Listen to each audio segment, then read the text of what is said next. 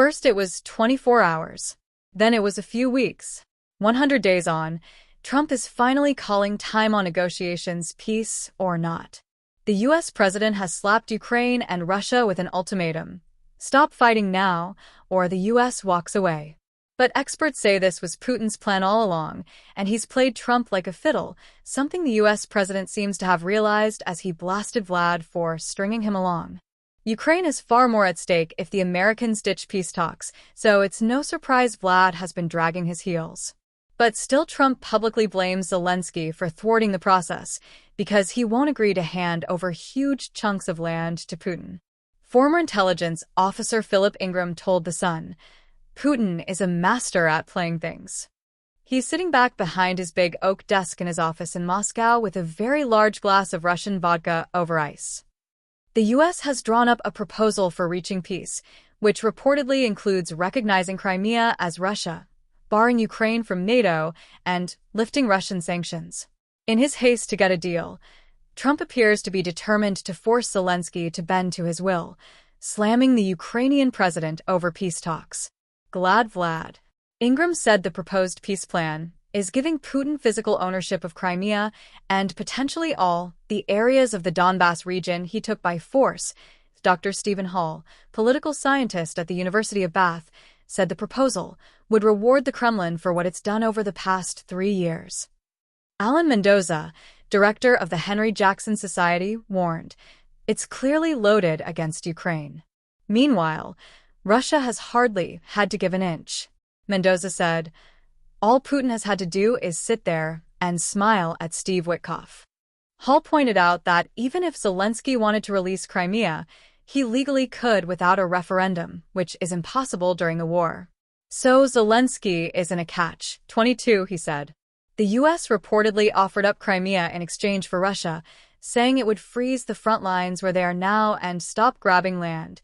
Ingram said, "Putin would be happy for the front lines to be stabilized there, whether a full-time peace agreement or just a ceasefire. It would give him a chance to rebuild his forces up again and take another salami slice off Ukraine and another." At the moment, Putin is getting almost everything he wants at a very limited cost, Mendoza added. "That doesn't strike to me as a deal. It strikes to me as a surrender," he said. There are reports that the American offer includes lifting Russian sanctions. Not an accident, according to Mendoza, because Putin knows the wheels are coming off. Played like a fiddle. While it's true Trump is unpredictable, Putin has found a way to lead him by the nose, according to Ingram, by whispering in his ear. Ingram said, "He's playing Donald Trump and saying things Trump wants to hear. It's all about giving partial truths and spinning it in a way that's preferential to what you're doing." Time and again, Putin has vowed he's serious about peace while applying the brakes, usually claiming some issue needs slowly ironing out. Very few people believe he is actually seeking peace. But Trump has appeared to give him the benefit of the doubt, until now. He hit out at Putin in a fiery rant on Truth Social, accusing the tyrant of stringing him along.